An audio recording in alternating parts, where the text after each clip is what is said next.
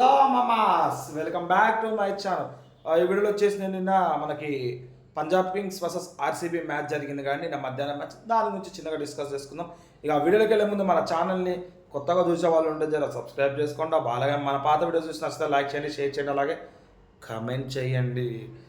ఇక వీడియోస్ని చాలామంది కొంతమంది ఆన్ చేసి ఒక 20-30 సెకండ్స్ చూసేసి లైక్ కొట్టి కూడా వెళ్ళిపోతున్నారండి. కొంచెం వీడియో మొత్తం చూడండి, చూస్తే నాకు వాచ్ అవర్స్ అనేవి పెరుగుతాయి. ఇంకా మనం 1000 వాచ్ అవర్స్ కూడా రాలేదండి, జస్ట్ 514 వాచ్ అవర్స్ కంప్లీట్ అయిందండి. నేను ఆల్రెడీ ఛానల్ ఎప్పుడో ఉంది కానీ ఛానల్ని మళ్ళీ మొదలుపెట్టి ఆల్రెడీ 6 to 7 months అయిపోయిందండి. ప్రతి ఒక్క మూవీ రివ్యూ ఇస్తున్నాను, ఐపీఎల్ రివ్యూ, అలాగే ఏవైతే బయట సోషల్ కంటెంట్ ఉన్నాయో, మనకి ఏదో యూస్ఫుల్ ఉంటుందో, ఏదైతే మనకు యూస్ఫుల్ ఉంటుందో ఆ కంటెంట్ మీద కూడా వీడియోస్ అనేవి తీసి ప్రతి ఒక్కటి అప్లోడ్ చేస్తున్నా అండి. కొన్నిటికి వ్యూస్ బాగా ఉన్నా కానీ, కొన్నిటికి 5K 6K వ్యూస్ ఉన్నా కానీ వాచ్ అవర్ అనేది 20, 30, 35 మినిట్స్ వరకు వెళ్తుందండి. అదే 35 అవర్స్ వరకు వెళ్తుందండి.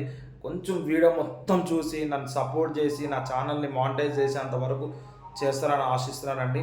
ఒకవేళ నా ఛానల్ మానిటైజ్ అయిపోయింది అనుకోండి, ఇంకొక ఛానల్ అండి ఓన్లీ కంటెంట్ మీద. అది ఏ కంటెంట్ అంటే కామెడీ అన్నా, లేదంటే షార్ట్ ఫిలిమ్స్ అన్నా, లేదంటే రీల్స్ అన్నా, ఇలాంటి మంచి కంటెంట్ ఉన్న, మీకు మంచి కంటెంట్ వచ్చే ఛానల్ అనేది ఇంకోటి క్రియేట్ చేస్తా అండి. ఒకవేళ ఈ ఛానల్ మానిటైజ్ అయిపోయి నాకు ఇన్కమ్ అనేది కొంచెం వచ్చింది అనుకో, యూట్యూబ్లో నాకు ఫర్దర్గా యూట్యూబ్ ఎక్విప్మెంట్స్, కావాల్సిన ఎక్విప్మెంట్స్ అని కొనుక్కొని వీడియోస్ అనేవి మంచిగా చేసేంత చేసుకోవచ్చు. నాకు ఒక సోర్స్ అనేది లేకపోతే నేను ఏం చేయలేను. సోర్స్ అనేది లేకపోతే నేను ఇంత ఇన్వెస్ట్ చేసి ఇంకో ఛానల్ పెట్టుకుని దానికి కూడా ఇంత ఇన్వెస్ట్ అనేది చేయలేనండి. మానిటైజ్ చేస్తారని ప్రతి ఒక్క వీడియో కంప్లీట్గా చూస్తారని ఆశిస్తానండి. ఇక వీడియోలోకి వెళ్ళిపోదామండి. మనం నిన్న వేరే లెవెల్ అన్నారండి విరాట్ కోహ్లీ. మొన్న అది మన బెంగళూరు అడ్డలో మన పంజాబ్ ఓడిపించింది. ఈరోజు పంజాబ్ హోమ్ గ్రౌండ్లో బెంగళూరు ఓడిపించిందండి. అట్లా జరిగింది మ్యాచ్. మొన్న పంజాబ్ గెలిచింది ఎక్కడ, మన ఆర్సీబీ హోమ్ గ్రౌండ్లో. ఈరోజు పంజాబ్ హోమ్ గ్రౌండ్లో ఆర్సీబీ రివెంజ్ తీసుకుని మరి గెలిచిందండి. పెద్దగా మ్యాచ్ కూడా గ్యాప్ ఏం లేదు, మధ్యలో 1 day గ్యాప్ ఉంది. 1 day గ్యాప్లోనే ఇంకో మ్యాచ్ అనేది స్టార్ట్ అయిపోయింది. మొన్న కూడా మ్యాచ్ ఆర్సీబీ ఓడిపోవడానికి కారణం ఏంటంటే వర్షము అనేది పడడం వల్ల కొన్ని బాల్స్ అనేవి బౌండరీ దగ్గరికి వెళ్ళి ఆగిపోవడం. ఎందుకంటే మట్టి అనేది అట్లాగే ఉండిపోతుంది కదండి. వర్షం పడినప్పుడు మట్టి అనేది తయారయ్యి అది అట్లాగే ముద్దగా ఉండి అట్లాగే ఉండిపోయి బాల్ అనేది కొంచెం మూమెంట్ అనేది జరగకుండా అయిపోయింది. ఇక మొన్న కూడా మనము మళ్ళీ ఆర్సీబీ 49 రన్స్ కొడతాం అనుకున్నప్పుడు టిమ్ డేవిడ్ వచ్చి కొట్టిండండి. మ్యాచ్ ఓడిపోయినా పర్లేదు, 49కి ఆల్ అవుట్ అవ్వకుండా, 49కి అవుట్ మ్యాచ్ అది ఫస్ట్ ఇన్నింగ్స్ కంప్లీట్ కాకుండా స్కోర్ని అనేది బూస్టప్ చేసిండు టిమ్ డేవిడ్. అదొక రికార్డే అనుకోండి. ఇక నిన్న మ్యాచ్ చూసుకుంటే నిన్న మన దేవదత్ పడికల్ వేరే లెవెల్ ఆడిండండి. మ్యాన్ ఆఫ్ ది మ్యాచ్ మనకి విరాట్ కోహ్లీకి వచ్చినా కానీ విరాట్ కోహ్లీ అనుకున్నాడు దేవదత్ పడికల్కి రావాల్సిన మ్యాన్ ఆఫ్ ది మ్యాచ్ నాకు ఎట్లా ఇచ్చినారని చెప్పి ఆ లెవెల్లో ఇతక బాధిండు నిన్న. ప్లస్ చేంజెస్ కూడా అలాగే జరిగినాయి ఈ మ్యాచ్లో. చేంజెస్ కూడా చాలా కీ రోల్ ప్లే చేసినాయి.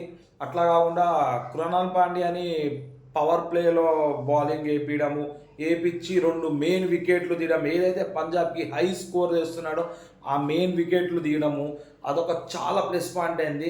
కృణాల్ పాండ్యా ఒకవేళ వికెట్లు తీసుకుంటే వేరే లెవెల్ బౌలింగ్ ఉంటుంది, ఒకవేళ రన్స్ ఇచ్చేస్తే వేరే బౌలింగ్ ఉంటుందండి. నిన్నైతే కృణాల్ పాండ్యా అసలు చెప్పాలంటే నిన్న బెంగళూరు గెలిచిందంటే బ్యాటింగ్ సైడ్ దేవదత్ పడికల్ అనుకుంటే బౌలింగ్ సైడ్ కృణాల్ పాండ్యా అండి. మెయిన్ 2 వికెట్స్ అప్పటికి వాళ్ళు కొడుతూనే ఉన్నారు రన్స్. అలాంటి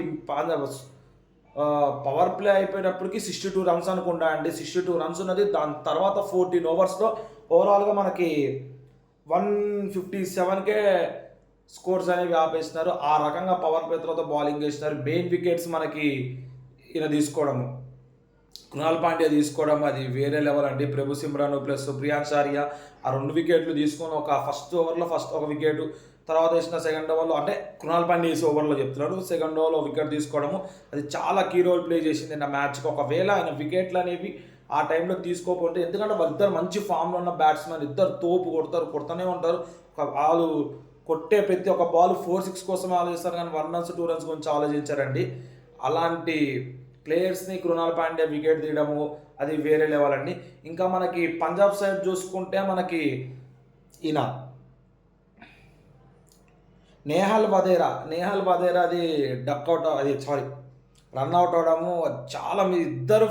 ఇద్దరిని ఫీల్డర్స్ చూసుకోవడము, మన ఇంగ్లీషు ప్లస్ నేహాల్ వదేరా ఇద్దరిని ఫీల్డర్ని చూసుకోవడము రాకపోవడము, అది కొంచెం మిస్కమ్యూనికేషన్ అయ్యి నేహాల్ వదేరా అవుట్ అవ్వడము. ప్రీవియస్ మ్యాచ్లో నేహాల్ వదేరా ఇతగా బాధిండు ఆర్సీబీతోనే. ఇదే మ్యాచ్లో మిస్కమ్యూనికేషన్ అనేది అయిపోయింది, అదొకటి మైనస్ అయిందండి. ఒకవేళ మిస్కమ్యూనికేషన్ కాకుండా రన్అట్ అవ్వకుండా ఒక మ్యాచ్ అనేది ముందుకు సాగుంటే నేహాల్ వదేరాకి మంచి స్కోర్ కొట్టే సత్తా ఉందండి. అంత మంచి ప్లేయరు వదేరా. కొంచెం మిస్కమ్యూనికేషన్ అయింది, మనం ఏం చేయలేం దాంట్లో. ఇక మనకి పంజాబ్ బ్యాటింగ్ లైనప్ చూసుకున్న స్కోర్స్ ఇట్లా ఉన్నాయండి. ప్రియాన్ షారీ వచ్చి 15 balls 22 runs కొట్టిండండి. 3 4s 1 6 146.67 strike rate అండి. ప్రభు సిమ్రన్ వచ్చేసి 17 balls 33 runs కొట్టిండండి. 5 4s 1 6 194.12 strike rate అండి. శ్రేయస్ అయ్యర్ వచ్చి మనకి 10 balls 6 runs కొట్టిండు, 1 wicket 60.00 స్ట్రైక్ రేట్ అండి.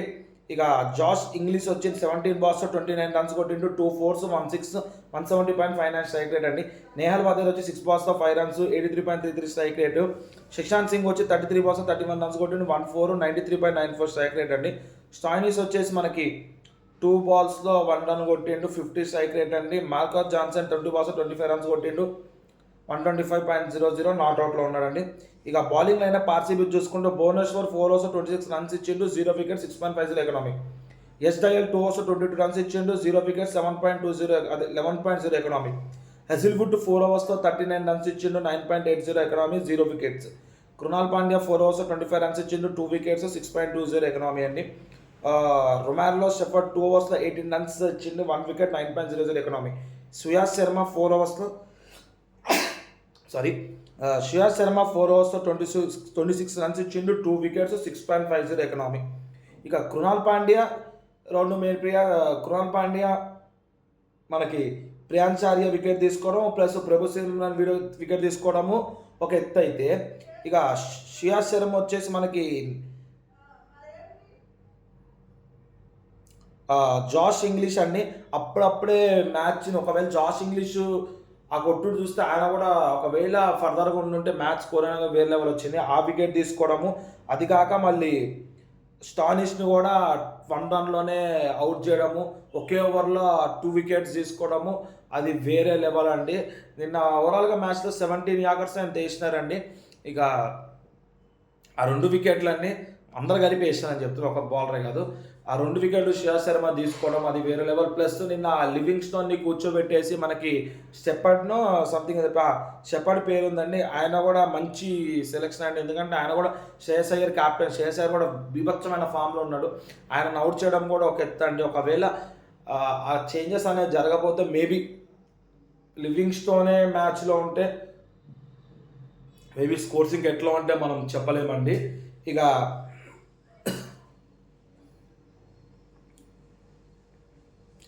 ఇంకా ఆర్సీబీ బ్యాటింగ్ అయినా చూసుకుంటే సాల్ట్ 3 balls 1 run కొట్టి అవుట్ అయ్యిందండి, 33.3 స్ట్రైక్ రేట్ అండి, 3-3. విరాట్ కోహ్లీ 54 balls 73 runs కొట్టిండు, 7 4s 1 6 135.19 స్ట్రైక్ రేట్ అండి.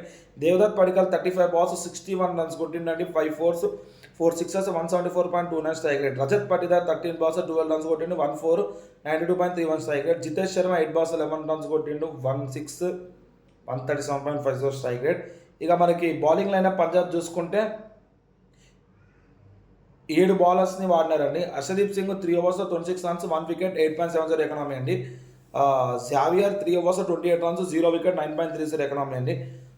Harpreet Brar 4 overs 27 runs 1 wicket 6.80 economy అండి. Marco Jansen 3 overs 20 runs 0 wicket 6.70 economy అండి. Yuzvendra Chahal 4 overs 36 runs 1 wicket 9.00 economy. Marcus Stoinis 1 over 39 runs 0 wicket 13.00 economy అండి. Nehal Wadhera 5 balls ఇచ్చిండు, 9 runs ఇచ్చిండు, 10.80 ఎకనామీ. నిన్న మ్యాచ్ సమరీ చూసుకుంటే మనకి ఎట్లా ఉందండి. ఇక ఆర్సీబీ మొత్తానికైతే విన్ అయింది. ఒక్క హోమ్ గ్రౌండ్లో 3 matches ఓడిపోయిందండి. హోమ్ గ్రౌండ్లో కానీ విన్ చేయడం స్టార్ట్ చేస్తే ఈసారి పక్కా కప్పు ఆర్సీబీదే అండి. ఒక హోమ్ గ్రౌండ్లో వాళ్ళకి -point అయింది. ఈసారి 6 matches 7 matches హోమ్ గ్రౌండ్లో ఉన్నాయి. 3 matches ఆల్రెడీ అయిపోయినాయి, 3 matches ఓడిపోయినాయి. ఫర్దర్గా మ్యాచెస్ ఒకవేళ హోమ్ గ్రౌండ్లో విన్ అయితే ఆర్సీబీకి ఈసారి కప్పు పక్కా అండి. ప్లే ఆఫ్స్కి అయితే ఆల్మోస్ట్ వెళ్ళిపోయినట్టే అనుకోండి. ఇక కప్ అనేది ఇక హోమ్ గ్రౌండ్లో విన్ అవ్వడం బట్టే ఉంటుందండి. నెక్స్ట్ ఫర్దర్గా వచ్చే మ్యాచెస్లో హోమ్ గ్రౌండ్లో కూడా విన్ అవుతుందని ఆశిద్దాము. ఇక ఈవినింగ్ వచ్చేసి నేను చెన్నై వర్సెస్ ముంబై మ్యాచ్ జరిగిందండి. దాని కూడా చాలా మంచిగా జరిగింది మ్యాచ్ అది. దానికి కూడా ఈవినింగ్ నేను అప్లోడ్ చేస్తున్నాను. ఇక ఇలాంటి వీడియోస్ అన్ని మన ఛానల్ నుంచి మీకు రావాలంటే మన ఛానల్ సబ్స్క్రైబ్ చేసుకుని పక్కన ఉన్న బెల్ ఐకాన్ క్లిక్ చేస్తే నేను ఇట్లా వీడియోస్ పెట్టగానే మీకు ఇట్లా నోటిఫికేషన్ వస్తాయండి. దాట్స్ ఇట్ అండి ఈరోజుకి.